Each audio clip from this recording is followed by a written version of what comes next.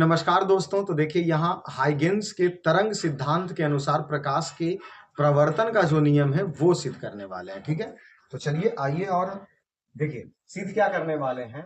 हाइगेन्स हाइगेन्स के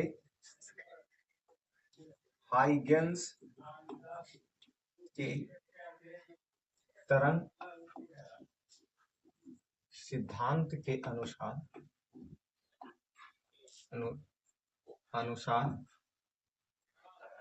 प्रकाश का परावर्तन। ठीक है, तो देखिए इसमें हम सब करेंगे क्या, मानना पड़ेगा, माना कि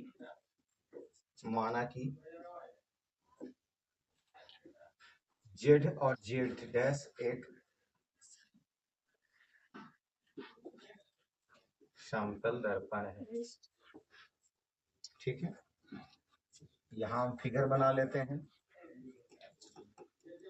जो कि एक समतल दर्पण का फिगर बना लेंगे। ये जेड हो जाएगा, जेड डैश हो जाएगा। ए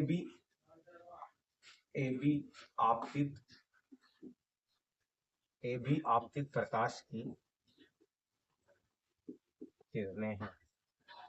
ठीक है, तो यहां देखिए एक ए आ रही प्रकाश की किरणें हैं, ठीक है, और एक बी आ रही प्रकाश की किरणें, जो कि दोनों एक दूसरे के समानांतर है,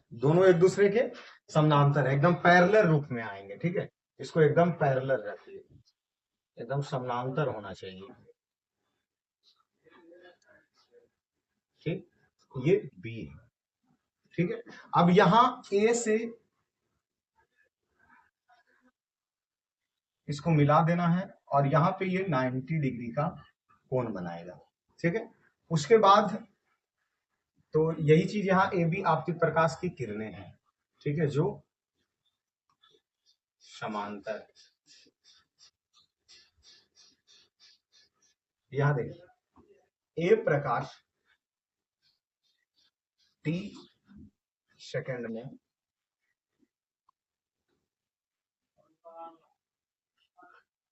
भी वेग से,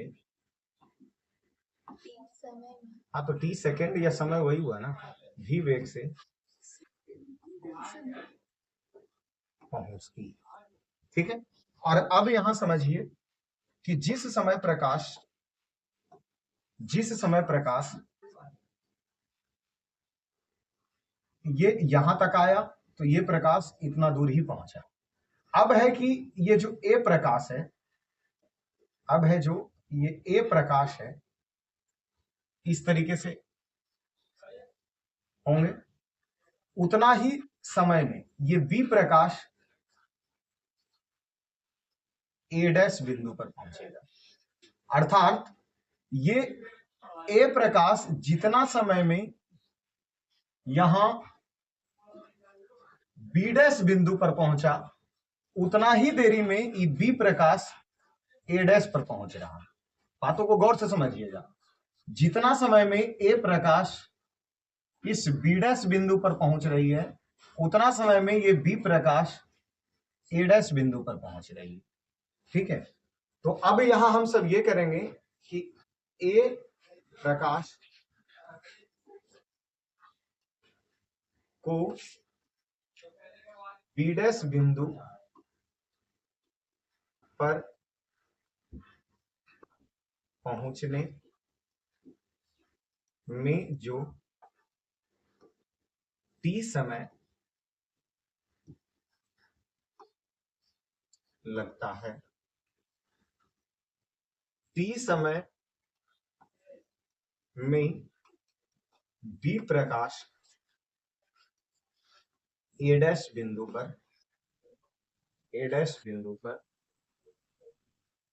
पहुंचती, ए डैश बिंदु पर पहुंचती है।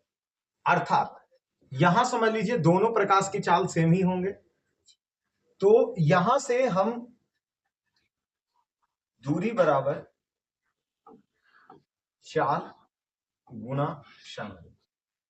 तो एक बात सोचिए कि ई दूरी तय किया ए से बी डैश तक, ए से बी डैश तक, या ये बी से ए डैश तक आया, बी से ए डैश तक आया और भी चाल से चल रहा था और टी समय में, अर्थात ए बी डैश और बी ए डैश बराबर भी टी, ये आपस में बराबर हो गए। ठीक है, अब देखते हैं यहां कि इस पे प्रकाश के प्रवर्तन से, जैसे समतल दर्पण से प्रकाश आता था और टकरा के जाता था तो इस पे एक अभिलंब डालते थे, तो यहां हम सब एक अभिलंब डालें। ठीक है, गौर से समझिएगा यहां, और ये वाला कोण I1, यहां समझिए अभी जितना हम बना रहे हैं, ये जेड है, ए और ये डॉट डॉट डॉट को, ये आपस में 90 डिग्री का कोण, ये वाला ये भाग 90 डिग्री, तो ई जो कोण हो जाएगा, अगर ई कोण आई है तो ई कोण 90 डिग्री माइनस आई हो जाएगा। ठीक है, उसके बाद यहां समझिए कि ई प्रकाश की किरणें जैसे आया और सतह पे, तो यहां पे भी ई जो किरणें हैं ये 90 डिग्री का कोण बनाया, तो 90 डिग्री के कोण बनाने के बाद ये वाला कोण अगर 90 डिग्री, यहां ऐसे समझिए पहले इस तरीके से, ये कोण आई, इस कोण 90 डिग्री है, तो ई वाला कोण कितना हो गया, 90 डिग्री माइनस आई हो गया। ठीक है, तो ये तो अब समझ में आ गया। अब देखिए ये दोनों के बारे में सोचिए, ये भाग इस भाग पर लंब होता है, लंब होता है ऐसे, यहां ई लंब होता है, तो इस इधर का कोण आई, तो ई वाला फिर से कोण हो जाएगा 90 डिग्री माइनस आई, अर्थात यहां से यहां तक का कोण, यहां से यहां तक का जो कोण बना वो 90 डिग्री और माइनस आई बना। ठीक है,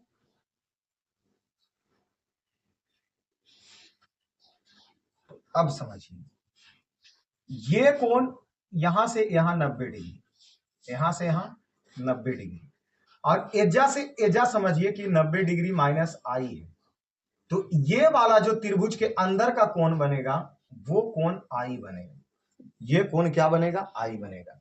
ठीक है, और इस आई कोण लाने के लिए हम इतना समझाएं आप, इसीलिए इसको हम अब क्या करेंगे, सबको हटाएंगे। ठीक है, क्योंकि अंदर में थोड़ा सा इसको साफ कर लेते हैं, ये कोण से हमको मतलब नहीं है, इससे मतलब नहीं है, इससे मतलब नहीं है, सिर्फ अब हमें मतलब है इस भाग से कि यहां पे जो कोण बना वो कोण आई बना, जो कि हम आपको समझाएं। ठीक है, इसको भी हटाते हैं। अब इस पार्ट में समझिए, अब इस पार्ट में समझिए, यहां से ये प्रकाश की किरणें आई तो टकरा करके इसके पैरेलल ही जाएगी। ठीक है, पैरेलल जाएगी, इस बिंदु को इस बिंदु से मिला दो, यहां ई 90 डिग्री का कोण बनाएगा। प्रकाश के प्रवर्तन के नियमानुसार यहां पे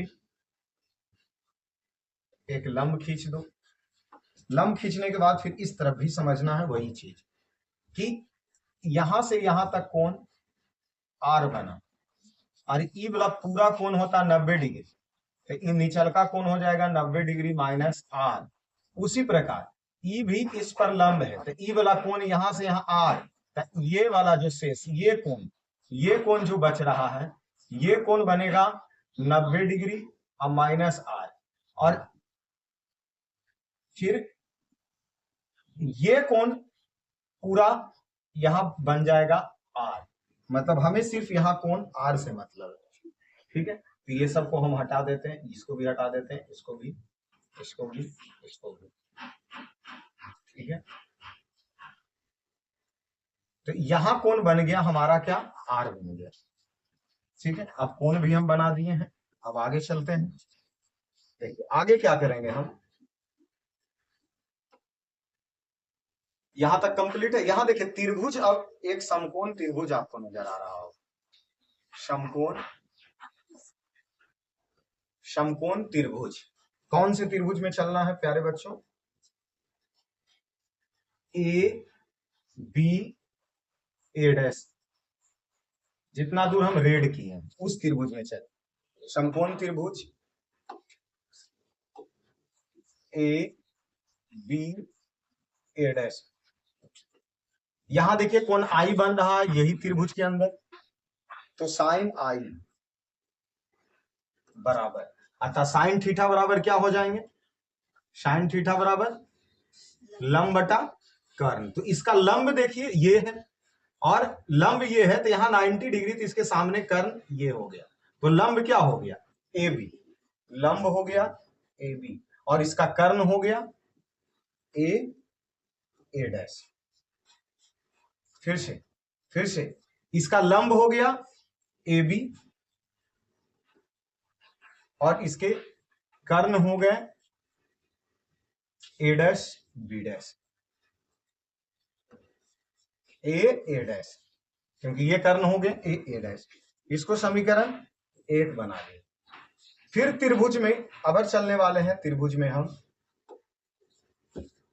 ए डैश बी डैश ए में, त्रिभुज ए डैश बी डैश ए में, यहां कौन बन रहा है आर, तो साइन आर बराबर, ठीक है। तो फिर से यहां हम लेंगे लंब, तो लंब को ले लेंगे, फिर से लंब लेंगे कौन सा,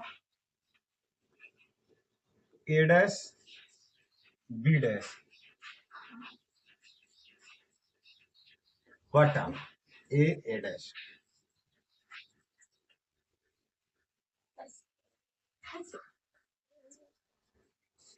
इस त्रिभुज में जब चले थे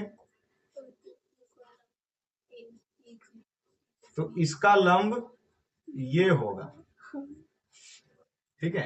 अर्थात यहां पे मिस किए हल्का, यहां समझिए, यहां बैक आते हैं थोड़ा सा। जब हम साइन आई लिए थे, यहां साइन आई लिए थे, तो इसमें लंब का जो मान है वो हम क्या लेंगे, ए डैश बी को लेंगे, और इसकी जो ये भाग लेंगे कर्ण इसका ए डैश। उसी प्रकार जब साइन आर में हम चल रहे थे, आर में जब हम चल रहे हैं, तो इसके सामने ए बी को लेंगे, ए बी डैश, अब बटा नीचे ए डैश लेंगे। ये साइन आर बराबर ए डैश बी डैश, यहां से देखिए ए और बी डैश को क्या लिख सकते हैं, बी ए डैश लिख सकते हैं, और ए डैश हो गया। साइन आर बराबर ए को आगे कर दो, ए डैश, और बी पीछे कर दो, और ए डैश, और इसको समीकरण 1 मानो और इसको समीकरण 2 मानो। समीकरण 1 और 2 के देखो कि आर एच एस आपस में क्या है, बराबर है। समीकरण 1 तथा 2 से तो साइन आई बराबर क्या प्राप्त हो जाएंगे, साइन आर, साइन आई बराबर क्या प्राप्त हो जाएंगे, साइन, और यही कोण आई बराबर कोण आर है जो प्रवर्तन का नियम होता है, और इसको हम सब यहां किए प्रूव दैट। तो ये था हमारा हाइगेन्स के तरंग सिद्धांत से प्रकाश का प्रवर्तन, जो कि थोड़ा सा पेचीदा समझना था। यहाँ पे कोण आई और कोण आर में कंफ्यूजन अपना हो, सिर्फ यहाँ हमें कोण आई से मतलब है और यहाँ हमें इस त्रिभुज में कोण आर से मतलब है, जो कि आपको अच्छे तरीके से समझाने का प्रयास किए गए। तो अब आएंगे हम सब हाइगेन्स के तरंग सिद्धांत के अनुसार प्रकाश के अपवर्तन में। चलिए, धन्यवाद।